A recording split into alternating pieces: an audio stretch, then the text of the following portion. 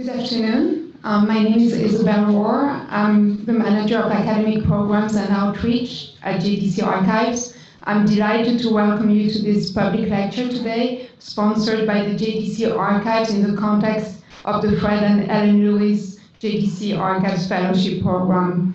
We are excited that you have joined us this afternoon. The JDC Archives holds the records of JDC since its creation about 105 years ago. As such, it is one of the most important repositories of modern Jewish history.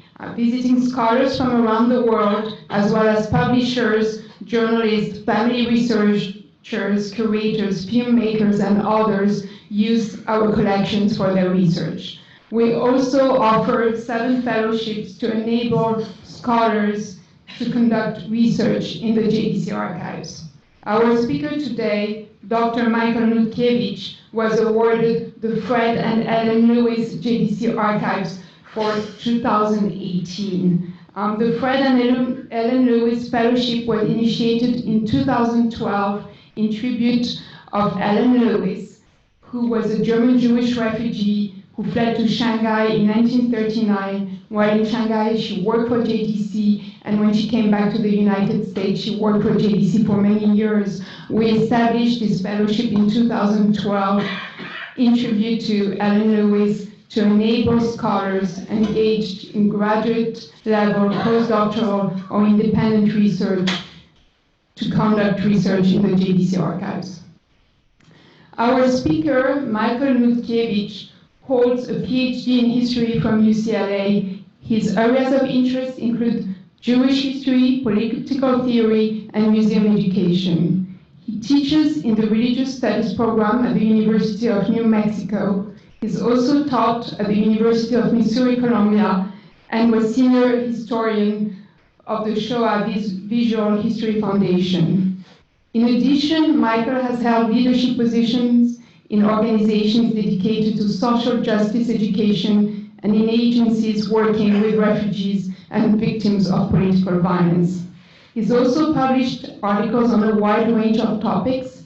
His most recent publication includes an article on the French Revolution, Napoleon, and the Jews. His research in the JDC Archives focuses on Elia Gumener, an activist who was important in local and regional activities in Ukraine during the civil war following the Russian Revolution. The title of his lecture today is A Jewish Aid Worker in the Killing Fields of Ukraine, 1918-1920, Elia Gumener's Memoirs. Our format is that our guest speaker will talk for about 45 minutes. He will then answer questions. Thank you.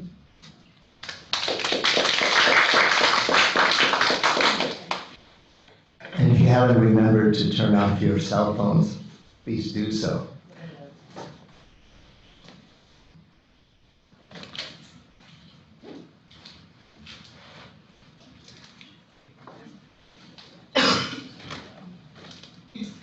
Well, I want to thank the JDC Archives and its staff for hosting me this week. Come all the way from Albuquerque, New Mexico, and have enjoyed my time here so far. Between 1917 and 1920, approximately 1,300 pogroms in Ukraine caused the largest number of Jewish deaths and displacement until the Holocaust. Estimates of the number of Jews killed ranged from 50,000 to more than 100,000, and I've seen figures that have been up to 250,000. I'm working on an annotated translation of a Yiddish memoir entitled Kapitel Ukraine, Tzvayor in Podolia, a Ukrainian chapter, 2 years in Podolia, by Elia Gumener. He was a relief worker stationed in the killing fields of Podolia, Ukraine during this period, and he published his book in Vilna in 1921. I'd like to start by relating how I got into this project. My parents, Betty and Sergei Nutkiewiz, were refugees. They left Warsaw for Soviet-occupied Poland soon after the Germans invaded Poland. In 1941, they received transit visas from the Japanese consul General Sugihara and lived in Kobe, Japan, before receiving permission to emigrate to Canada right before Pearl Harbor. Now, a certain sadness always permeates survivor families, even the ones, like my parents, who made a successful and meaningful life after the war. My mother's most sorrowful moments came when she mentioned her mother, Sarah, and her older brother, Eli, whose name I carry as my middle name, both murdered in the Holocaust. This is Eli Gumener. That's his wife, Genya, their daughter, Rachel, their son, Pinchas, and my mother. Not wanting to produce more sad emotions, I never really asked my mother for more information. My parents had an extensive Yiddish library, and after their deaths, I came across a volume I'd never noticed before, written by none other than Eli Gumener, my mother's brother. She never mentioned that he published a memoir. For decades, I left the book unopened on my shelf, but perhaps because I'm pondering the legacy I want to transmit to my children, I started to think about Eli's book. Should I translate it simply because it's part of family history?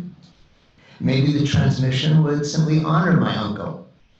And as I began the translation, I discovered that the book was much more than family lore. It was a significant contribution to scholarly history about relief work, a rarely studied aspect of the pogrom period. My own study is meant to supplement the rich literature on pogroms and rescue from neglect the role of the relief workers during this time. In addition, as a historian during my years at the Shoah Foundation, I saw my task as transforming the victim into a witness, echoing Eli's words in the introduction to his memoir, quote, "I simply want to record what I know for future historians who will want to write the bloody tragedy of a powerless people put to the sword." So I'll dedicate this talk to the memory of Eli Gumener and the thousands of Cloud Torah Yiddish for activists who worked in the war zones of the Pale Settlement during World War I. Just want to note that all the translations from Gumener's memoir are mine, with the assistance of Benny Warshawski of Valley Village, California. Gumener's memoir highlights one of the few existing Yiddish accounts of the most devastating years in the pogrom period, 1918 to 1920. It allows us to enter into the mind and emotions of a relief worker, and it examines the challenges faced by these dedicated individuals. Most people are familiar with the play The Dibuk by Ansky. Now, Ansky was also an aid worker during World War I and published a diary about his experiences. Gumener's memoir differs from Ansky's in significant ways. The existing fragment of Ansky's diary were written in Russian and cover only a short period in 1915. It ends before the most horrific pogroms in Ukraine, especially between December 1918 and December 1919. Born in Mariupol near Vilna in 1886, Gumener trained for the law in St. Petersburg, graduating in 1912. Gumener, however, could not practice law. The reactionary Minister of Justice, Ivan Grigoriev Sheklovitov, would not license Jewish lawyers. By the way, he was the same minister who in 1913 indicted Menachem Mendel Beilis on the charge of ritual murder. Barred from the law, Gumener engaged in Jewish communal work in Poland and Ukraine from 1913 to 1925. Throughout his life, Gumener worked for many of the major organizations that addressed the plight of Jews in the interwar period. In Ukraine, he was a representative of the Petersburg and Kiev Ekopo, the Jewish Committee for the Relief of War Victims, and the Culture League. He was a representative for the Russian Red Cross. He worked with the Jewish Ministry, which was the governmental institution for Jewish affairs established during the fleeting period of Ukrainian sovereignty. And he was a representative of the political party, the United Jewish Socialist Workers' Party, that along with the larger Jewish Labor Bund and Polei Zion was the voice of socialism on the Jewish street. In Warsaw and Vilna, he worked on behalf of Jewish war orphans for the American Joint Distribution Committee, the JDC, as its representative in the Białystok area. In 1925, he moved to Novogródok. It was then Poland and now it's in Belarus, where after the revolution he was able to practice law and was engaged in communal affairs, for example, as chairman and fundraiser for the local orphanage. Pinkas Novogródok, published in 1963 by Holocaust survivors from that town, notes that, quote, the lawyer Gumener supported several Jewish enterprises in the town. My focus is the trials and tribulations experienced by Gumener in his role as relief worker and official investigator in Ukraine. More specifically, I describe and analyze the excruciating difficulties in doing anything effective for the victims of pogroms. My conclusion is that what Gumener found was even more dire and hopeless than the situation of the Jews in Galicia and Bukovina, as reported by Ansky in 1915. What Ansky was able to do in Galicia in his role as relief worker, however inadequate, was inconceivable in Gumener's Podolia in 1918 through 1919. Meaningful aid was precluded by 4 factors: the fast-moving military events on the ground, the conflict between Bolsheviks and non-Bolsheviks, the discord between Jewish political parties, and the inability of outside organizations to bring aid to the war zones. These 4 factors kept communities fragile and weak, rendering the local Jewish population vulnerable and virtually paralyzed aid work in Podolia.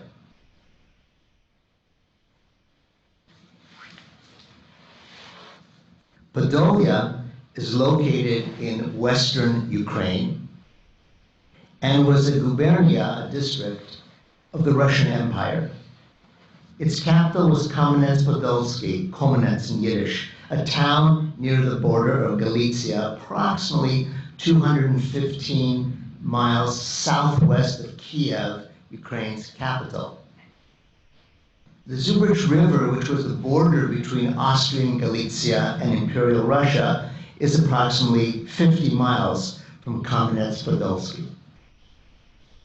Before the Russian Revolution and the Ukrainian Civil War, there were approximately 369,000 Jews, comprising about 12% of Podolia's total population. Gumener describes it as, quote, a remote and isolated corner of Russia, devoid of industry, where Jews provided services to landowners and minor government officials. Let me say a few words about the pogroms. The Russian Revolution of February 1917 did not initially engender a strong nationalist response in Ukraine. Ukrainian leaders envisioned Ukraine as part of a federation within a liberal and democratic socialist Russia. The Bolshevik coup in November, however, awakened the Ukrainian leadership to a nationalist stance. And in January 1918, the parliament, the Rada, declared Ukraine an independent country, the Ukrainian People's Republic. Sometimes you see it as the Ukrainian national republic. That same month, January 1918, the Red Army invaded Ukraine. Ukraine became the battlefield for competing powers. Aligned against the Red Army was the army of Anton Denikin, a leading general of the anti-Bolshevik White movement. Ukrainian nationalists formed their own army under Simon Petlura, a politician and journalist who became the supreme commander of the Ukrainian army and president of the Ukrainian People's Republic during its short-lived sovereignty between 1918 and 1921. German troops occupied much of Ukraine from March to November 1918. Polish troops were in Ukraine in May 1919. Irregular Ukrainian soldiers, Haidamaks as they were called, and various Cossack paramilitary units were active, as were peasant anarchist fighters. So the Ukrainian Civil War was essentially a series of wars within the larger war of the whites versus the reds. The vicissitudes of battles and occupations in Ukraine are complicated. Gumener lists 16 governing powers from the February Revolution to January 1st, 1921, that occupied the town of Proskurov, which was the site of a pogrom in February 1919. Quote, as if in a motion picture, the various powers alternated, and with each power came new demands. And with each power, the professional bandits came a-courting, and the Jewish population soon felt their bite. Every occupying power committed pogroms against the Jews in this period. 80% of pogroms occurred in 3 gubernias of Podolia, Volhynia, and Kiev. As one regime retreated and another took its place, troops took advantage of the fluid situation to attack Jews. Gumener describes the chaos in the pogrom period. Quote, entire groups of Jews wandered through the land not knowing where they were going. The Jewish population of the small villages tried to go to larger towns as Kamenets, Vinnytsia, Kiev, and others. They also tried to get to the Dniester River, hoping to cross over to Bessarabia, to Romania. The surviving population was exhausted, terrorized, and remained in terrible need. The Jews whom the pogromists had not killed were felled by the typhoid epidemic, which affected thousands. The pogrom victims, robbed down to their shoelaces and underwear, lived in filth that contributed to the spread of the epidemic. Entire communities were hungry. There were cases where barefoot and tattered Jews, both young and old, went to work for the peasants in the fields in order to earn a living. End quote. The pogroms themselves were well documented by observers, both Eastern European and American. An example is the report dated June 11, 1920, found here in the archives, written by Maurice Cass and Dr. Meyer Leff, who were part of the Overseas Unit No. 1 sent by the JDC to Poland and Ukraine. Quote, in Podolia, we visited every important city which was not occupied by the Bolsheviks. We went as far north as Al-Konstantinov and southeast as far as Mogila. We met people of all strata, Jews and Gentiles, rich and poor, conservatives and radicals, military chieftains and diplomatists, the murderous Cossacks and their maimed and ravished victims. We had unusual opportunities to study conditions from every complex aspect. Gumener mentions meeting Cass and Leff, and perhaps, say, dig deeper this week, I'll find more details about that and other meetings between him and JDC representatives. My focus for the project is not so much on the atrocities themselves, but on the challenges faced by the relief worker. So let me talk a little bit about the role of the relief worker and the organizations they work for. EKOPO, E-K-O-P-O, which is the Jewish Committee for the Relief of War Victims, was established in 1914 in Petrograd and quickly opened locations in the Pale. Most of the pre-war Jewish welfare organizations contracted with EKOPO. These included ORT, the Society for Handicraft and Agricultural Work among the Jews of Russia, whose focus was occupational training, OZE, the Society for the Protection of the Health of the Jewish Population, and OPE, the Society for the Promotion of Culture among the Jews of Russia. During the war, EKOPO coordinated with the JDC until it was shut down by the Bolsheviks in 1929. Now, relief worker does not fully capture the roles and responsibilities Gumener describes. He witnessed and recorded events. He advocated for victims. He organized defense. He negotiated with occupying authorities and tried to mediate between various Jewish political factions. And wherever he traveled, he was a vulnerable and potential target for any of the forces that entered a town or city. An incident in Kamenets-Podolsky in spring 1919 illustrates both Gumener's various activities and challenges faced by a helpless and often hapless community. It was the eve of Passover. The Bolsheviks were approaching the town, but were not expected for a few more days. The Directory, which was the governing cabinet of the Ukrainian People's Republic, had ordered the remaining Ukrainian authorities to regroup in Rovno. As usual, the vacuum created in the period between the outgoing and incoming powers were fraught with danger. The remaining leadership in Kamenets decided to establish a committee whose responsibility was to maintain order until the Bolsheviks arrived. Gumener describes this fluid situation, quote, "There was a lot of discord in the committee between representatives of the right and left parties. The new provincial commissar, Sitzinski, a very narrow-minded man, inhibited with all his might the committee's work. He was concerned that the committee, which had among its 5 members 2 moderate socialists, 1 Ukrainian and the other a Jew, and the remainder rightists, would take power and delay the evacuation of the Ukrainians. At night, the situation became more serious. Jews were preparing for Seder and barricading the doors and gates. I was summoned by the city administration. All the members were there. Miransky, the chairman of the city Duma, a Russian social revolutionary and a Jew, Kilimnik, the city mayor, a Ukrainian social democrat, and many others. The city hall was buzzing. The commissar, Mr. Sitzinski, still hesitated. Many men from military units came to register in the municipality and announced that they would not abandon the territory of Ukraine and surrender to the Bolsheviks.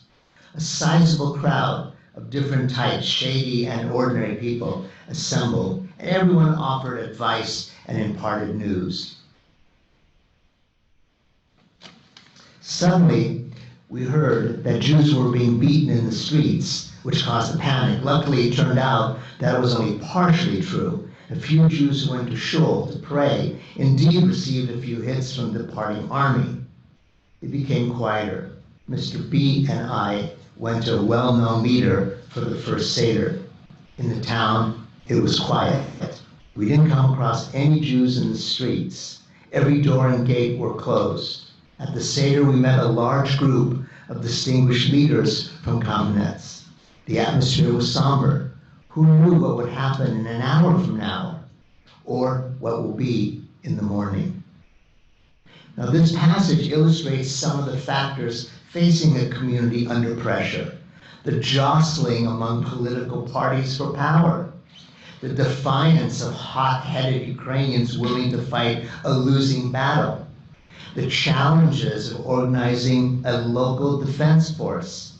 The fear generated by rumors, and the attempt to celebrate a Jewish holiday in a tense and uncertain atmosphere.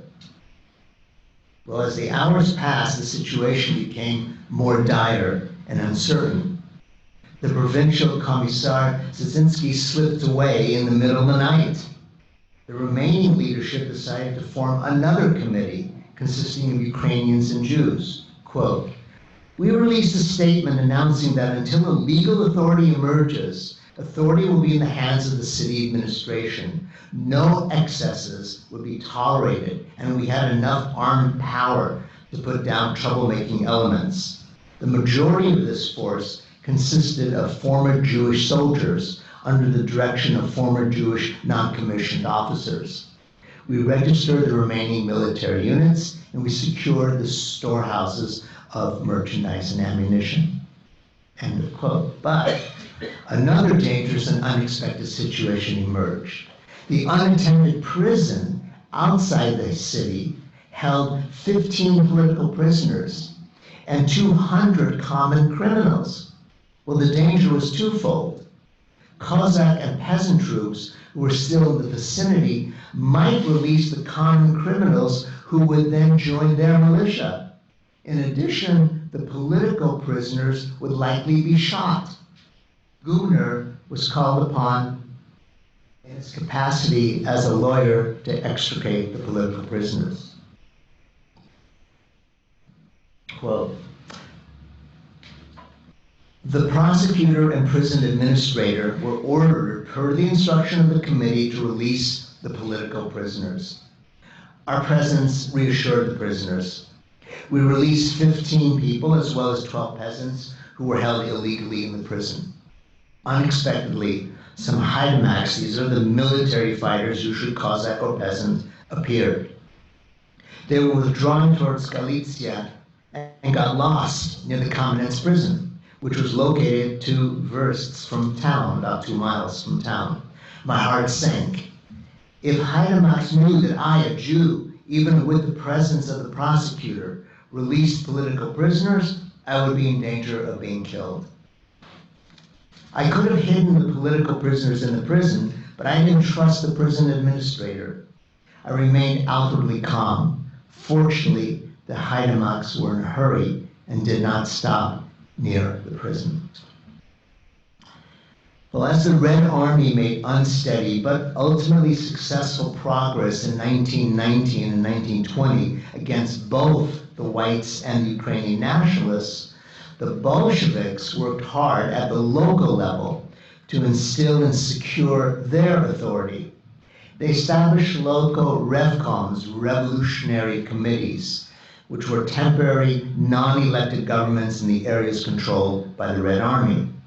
The role of the revkom was to mobilize men, place counter-revolutionary units, the Cheka, and tribunals in towns and villages, and organize the economic, educational, and social communal organs along Bolshevik ideological lines.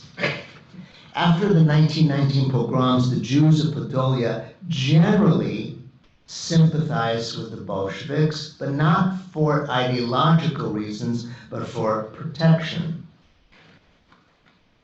But they continued to be susceptible to the vacillations of armies that occupied a town, sometimes for as little as hours, days, or weeks. Gumener describes the consequence of a community trying to adjust to the demands of changing authorities. Quote, "When the Bolsheviks took the town, they demanded that a revkom be established. Of course, if they demand, we must obey. And since there had to be representatives from the working class, the Jews approached a Jewish worker and asked him to save the town and become a member of the revkom. The worker joined revkom and did a lot of good for the village. But then the Ukrainians came and arrested the worker as a Bolshevik, and now he is in great danger." End of quote. When the Bolsheviks retook a town, the Jews were then vulnerable to accusations of being counter-revolutionaries. Here's another quote. "The Ukrainian pogromists had turned all Jews into Bolsheviks, and based on this accusation committed great atrocities. Now the Russian Bolsheviks wanted to transform all Jews into counter-revolutionaries, and anti-Semitism again found favorable soil. In March 1920, the Red Army captured the last white Russian base in Ukraine and returned to the task of defeating the Ukrainian nationalist resistance. They retook Podolia in the summer. In a last-ditch effort to secure the military situation, Petlura made common cause with Poland, which briefly occupied western Podolia. By September, the Ukrainians were temporarily back in power in that region, but after the Red Army decisively pushed the Poles westward, the fight for Ukrainian independence was basically over. Petlura attempted to direct a government in exile from Poland, but all was lost. The Peace of Riga, signed in March 1921, gave control of western Podolia to Poland, while the Red Army retained control of eastern Podolia. So let me turn to the more details of the challenges of providing aid. As a representative of the Russian Red Cross and ECOPO, the Jewish Committee for the Relief of War Victims, Gumener was tasked to do what he could to alleviate the suffering of pogrom victims. But the obstacles for providing relief were insurmountable. In crisis situations, aid depends upon a bureaucratic network with adequate resources. In addition, aid organizations have to have personnel in the field. The evidence from Gumener's memoirs suggests that the towns and villages of Podolia in this period had limited manpower. Contrasting Ansky's 1915 diary with Gumener's memoir brings out the differences that these aid workers faced. An example, trains. They provide a good illustration because they were the principal means for transporting troops and supplies. Ansky mentions trains throughout his diary. Quote, January 17, 1915. Trains carrying the wounded passed by one after another. I spent time in one of them. It was remarkably well equipped. Red Cross train number 196 arrived from Kiev on its way to Brody to pick up the wounded. We met the staff. January 20th. Telegrams about the location of the train cars have come in at last. January 22nd. I spent the whole day dealing with railway station director and commandant until I managed to retrieve the train cars. Ansky was utilizing the trains, generally troop carriers, to move from one area to another and bring aid to Jewish victims. Ansky, despite real hardships, nevertheless had some ability to use the rail system. By contrast, Gumener writes that until the war, Kamenets-Podilsky was not even connected to a railroad. By 1918, there were trains, but in his memoir, he relates only two incidences involving trains. In one incident, he traveled from Kamenets to Proskurov after the pogrom, where, quote, at the Vinitzer station, Ukrainian soldiers broke into our car and taunted us with various anti-Semitic slogans. In the second incident, he describes a fearfully dangerous journey, fleeing Denikin's troops, the white troops. Gumener's goal was to reach the Polish-occupied part of Volhynia and cross into Galicia, and from there travel to his hometown, Vilna. Ultimately, he was so frustrated by the danger and dysfunction of the train system that he abandoned the train and traveled to the border by hiring horse and wagon. A relief organization without access to adequate train system would limit what the worker in the field could do. One of the most tragic aspects of relief work was the infighting among Jewish groups. Throughout his memoir, Gumener describes in detail the failure of Jewish parties to work in a concerted effort to help their communities. Quote, had there been a greater effort on the part of the party activists among the Jewish population, the victims could have been cared for and their terrible trauma somewhat lightened, he concluded. The discord was generally along competing ideological visions that were already in place before the war between Jewish socialists and Zionists, or Jewish socialists and Jewish communists. They are part of the story of the modern Jewish politics, but the traumatic environment exacerbated the inability to work together on relief at the local level. The story of the aftermath of the short-lived Kiev-based Central Jewish Committee to aid the Jews who suffer from the pogroms illustrates the infighting that plagued relief work during the pogrom period. In January 1919, the Directory established a relief committee in Kiev with a promised budget of 5 million rubles. But the Bolsheviks were in Podolia by spring, and they dissolved the committee. The Jewish socialists demanded that a new aid committee be created. The activists in the Jewish Communist Bund refused to work with the Jewish socialists. The outcome of this struggle, however, would have been a Pyrrhic victory, because the Bolsheviks were not interested in creating a new organization. They insisted that aid could be funneled through an existing bureaucracy, the Division to Aid the Victims of Counter-Revolution in the Kiev Department of Welfare. The Bolshevik policy was to liquidate the various Jewish communal organs and transfer their work to Soviet government institutions. Despite this broader policy direction of the Bolsheviks, Jewish activists continued to fight among themselves, hampering coordination. The ideological divide between Jews covered how some survivors of the pogrom era regarded aid workers. In the Yisker book, the memorial book of Kamenets-Podilsky, published in Israel in 1964, Leon Blattman recalls Gumener in a negative manner. Blattman, a Zionist, notes that although the Jewish population of Kamenets was Zionist in the majority, the Ukrainian authorities preferred to work with the Jewish socialists. Now that observation is true because socialists dominated the Jewish governmental organs during the short-lived Ukrainian People's Republic.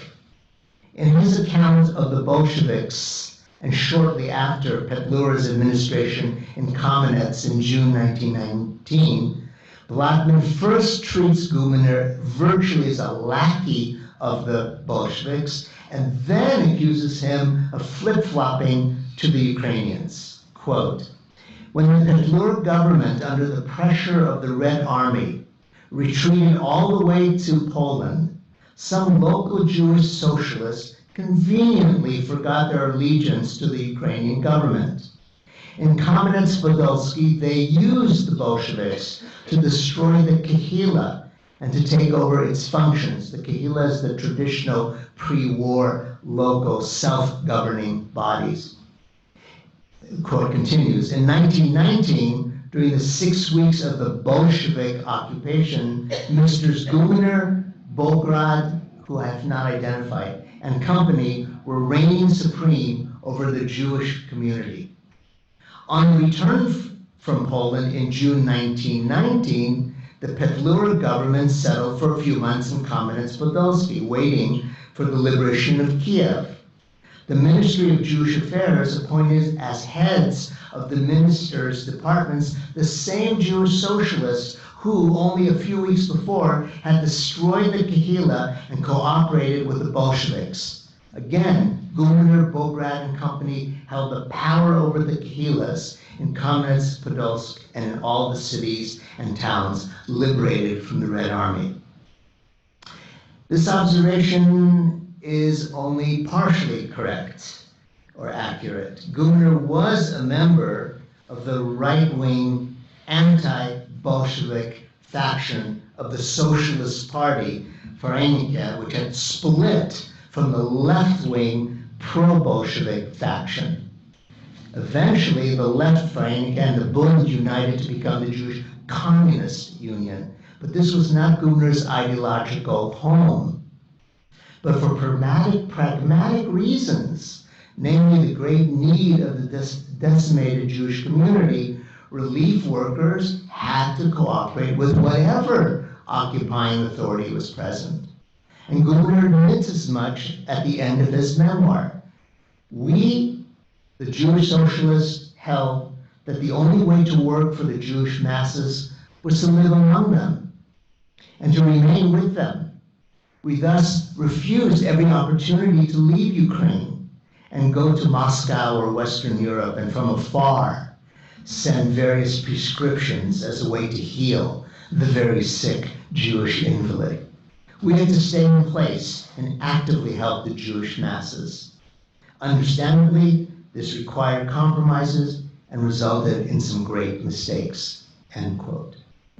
But it's still hard to understate and to fathom the tragic rancor between Jewish parties that was common in this period of crisis. There were short periods of relative calm when attempts were made to stabilize communal institutions. But Jewish authorities were so inundated with requests for aid and complaints from the provinces about extortion and corruption that larger needs were difficult to address. Any positive development was exceptional and short-lived. The squabbling continued even after Boris Ratner, the JDC representative, arrived in Kamenetz in January 1920.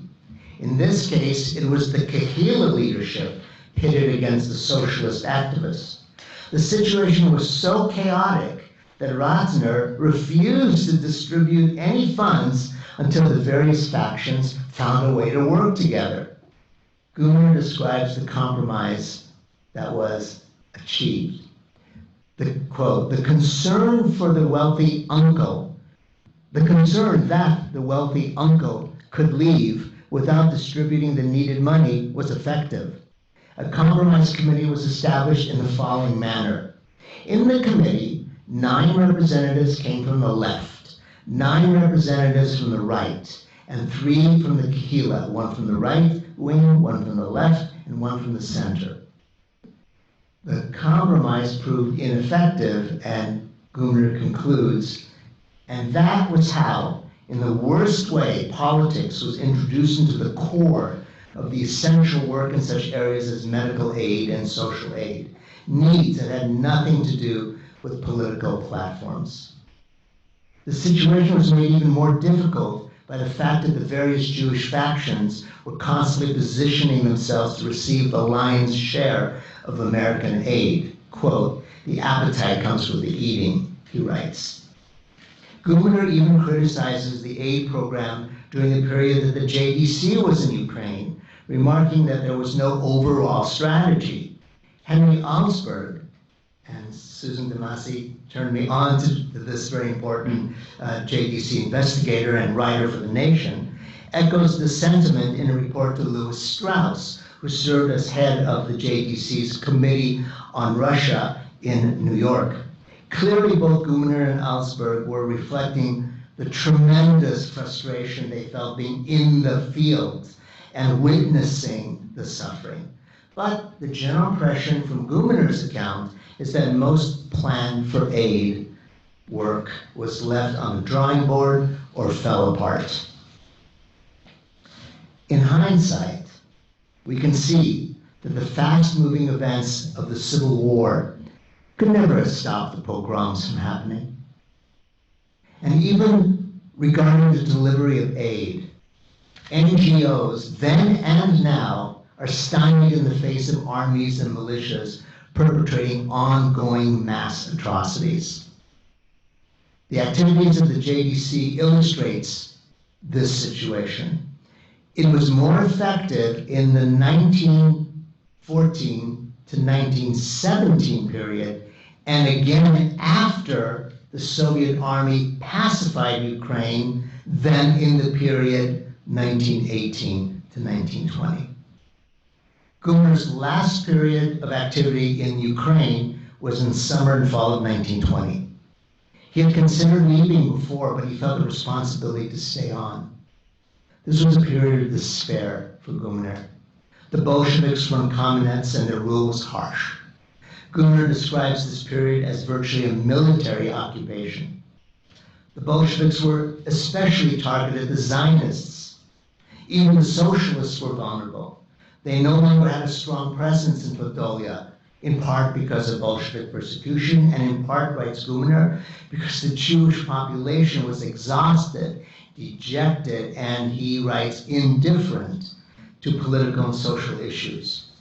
A last attempt in Kamenets to build a coalition of Kehila representative socialist and Jewish communal organizations failed when the Yedgescom, which is the Jewish Public Committee for Assisting Program Victims, an arm of the Communist Party that's supposed to serve as an umbrella organization to disperse aid, did not allow non-communists to engage in organized aid work. In 1920 and 1921, the JDC also partnered with Yedgescom with limited success. In this last period of Gumener's work in Podolia, the Cheka, the Bolshevik political police, was very active. Both Jews and Christians suffered. Gumener writes about the trial of several Jewish citizens of Kamenets who were shot for sham counter-revolutionary economic activities. The closing and nationalization of businesses led to corruption and unemployment. The situation in Kamenets was unbearable. Quote, every day new arrests and searches with no end in sight. I met a known communist, a former Bundist, who came for a few days to Kamenets. He wondered how we could live in such a situation. Kamenets, he said, resembles an insane asylum. How did Gumener assess his own role as a relief worker? He writes in his memoir that only the socialists understood that to help their fellow Jews, they had to live among them. Solutions, he wrote, could not be had from policymakers in Moscow, Warsaw, Paris, London, and other cities.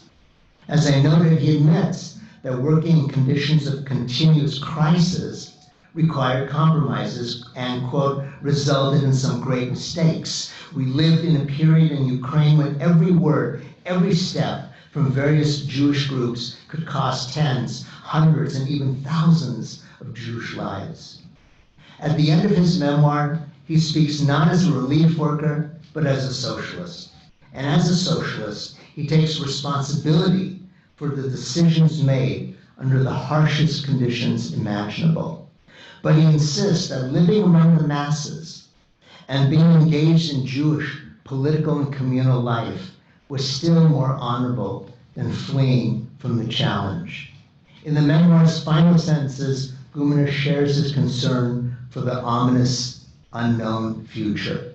Quote, now, as we are forced to leave, perhaps for a long time, Ukraine in general and specifically Podolia, we can no longer give advice to our comrades and friends who remain there. We can only send them our deepest brotherly love and compassion. In his introduction, Gumener stated his motive for publishing his memoir. Quote, to write the bloody tragedy of a powerless people put to the sword. But why is this pogrom period not better known even to European historians, let alone the general reading public? It's because the events during the Ukrainian Civil War are bookmarked by the two world wars that were vastly more consequential for world history. Even for Jewish historians, more devastating events than the pogroms would be experienced a short 20 years after the end of the Civil War, the 1941 invasion and occupation of Soviet Ukraine by Nazi Germany that resulted in the murder of over 1 million Jews between 1941 and 1944. And this event was overshadowed by the annihilation of nearly 2/3 of European Jewry during the war. Gumener himself would be a victim of the last murderous assault on the Jews. In late 1941 or early 1942, in Novohudok, the Germans shot him and his wife Rachel and their 13-year-old daughter, Genya. Thank you.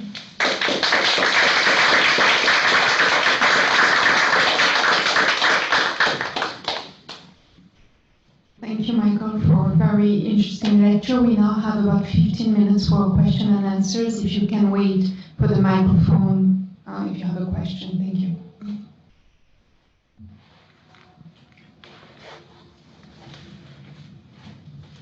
You vis-a-vis the differences in politics between Zionist, communist, and socialist, where was the political allegiance of the masses, or was it even impractical for them to have an allegiance? No, the masses of the Ukraine, by and large, in larger numbers, supported Zionism in the Ukraine. In Poland, in the interwar period, the largest political mass movement was the Bund, which was a Jewish socialist movement. But by and large in Ukraine, I would say the Zionists.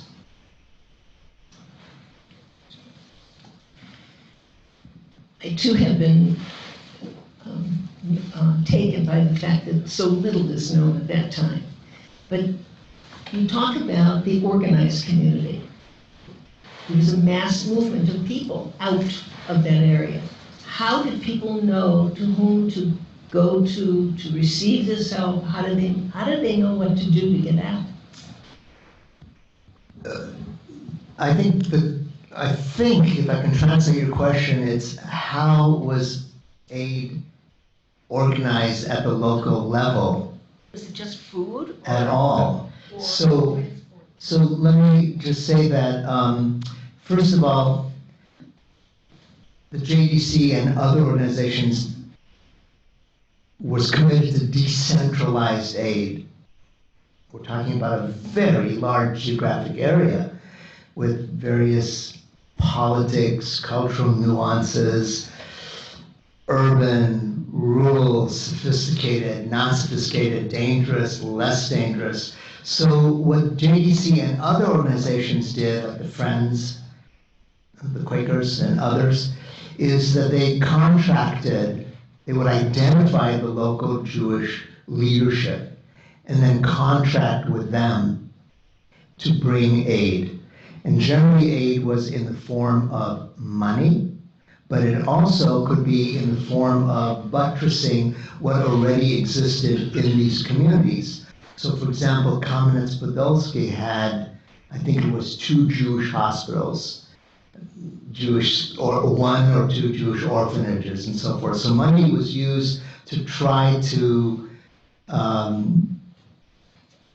strengthen these communal institutions that were inundated not only by the people who lived in those communities, but by people coming in from the countryside for the relative safety of cities. What the JDC did, interestingly enough, after this period is they also didn't use trains by and large, because what in the literature is usually seen as the bandits, which means various militias, Cossack or peasants, they targeted trains. JDC rented cars, and these cars would be filled with supplies. No, I'm asking about the people, not the supplies to the people. Uh-huh. How did they get out? How did they know where to go to get a ticket for the boat? To get out of the region entirely. How did they get out of there? People didn't leave. Thousands left. Of course they did. Well, in contrast to the numbers in contrast to the population of the Palest settlement, several million people, relatively few left. Where they did leave, they went to Poland and they went to other places. We're not talking about the period before World War II, talking about the period after World War I. That's exactly the time I'm talking about, because my whole family came then. I just, Precisely from where? yeah, from Podolia. From Podolia? Okay, well, some people, pardon? A lot of you were able to escape. Yeah, yeah, yeah, some, I mean, some, Of this aid that was in the community was part of it, in addition to the food and the health and all of that, education, whatever. Was it also to transmit information on how to get out, or did they depend upon the bandits? no. If there were relatives in the United States, for example, the JDC would connect to those relatives, or those relatives would connect to JDC, and identify who the people in the Ukraine were. Those people had a better chance of getting out. They did it either through Galicia when it was stable, or they got out through Romania, which was also a path. But they mostly had relatives already in the United States. A large part of JDC's activity was collecting money for relatives that were identified in the Ukraine. So it looks like I'm not quite answering your question, but that's as best I can do at this point. Huh? I'm talking anywhere from 1912. Am I correct that Gumener was your great uncle? He was my mother's brother. Oh, so he was your uncle? Yeah. If you don't mind a personal question, I'm curious as to how, after discovering the existence of this book and your scholarly interests, you were able to leave it untouched on the shelf for so long. Well, I was raising 5 small children and actually doing quite the same work as Gumener for many years. I did refugee resettlement work in New Mexico, and I was the executive director of the program for torture victims in Los Angeles, which was an agency that provided medical, psychological, and legal services to the victims of state-sponsored torture who were in the United States and whose cases were being adjudicated in federal immigration court. And before that, with the Shoah Foundation, before that I ran Los Angeles Museum of the Holocaust. So I kind of worked on the dark side for many, many years. But it was just one of those things that I just didn't really pick up until very recently. Yeah. Hi, you might have mentioned this, but what did your uncle do between, say, 1920 and the time of the Nazis when he was murdered? He moved to Novogród, where he not only was a Jewish communal activist, but he actually was on the city council of Novogród, and I discovered a 26-minute silent film that was taken of an American visiting this town. It was very common to do this, and I actually saw him in this film. I was very sad that my mother was not alive when I discovered this film, but you can see him chairing the board of this Jewish orphanage in Novogród. So he was in communal work. His wife, Genya, was a French teacher, a Jewish Ukrainian woman. If I could ask the final question. The tone of the quotations that you delivered is very naturalistic. Is this more a reflection of your translation work or of the original? That's a great question, because a translator can't hear the tone. You know, the memoir is not, I would say, a literary or a high literature. It's more reportage. And although it has some very painful personal moments, I think he tries for an objectivity in his writing. And he also says that what he wrote, the book's only 161 pages, that what he wrote came from extensive diaries that he lost somewhere along the line, doesn't explain where. So he, as an investigator, and there were many investigators dedicated to the documentation of the pogroms, were writing stuff down.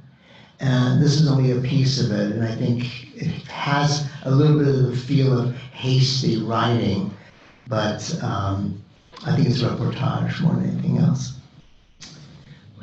Thank you.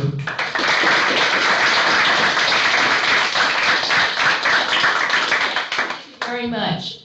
Thank you all for coming. And I just want to remind you that today the JDC is still providing help, shelter, food, all the things that people in poor areas or in areas under trouble need. We help the Jewish community, we focus on it. We also help people who are not Jewish. But I hope you'll keep us in mind with your holiday giving. And we are still there doing the job. Thank you.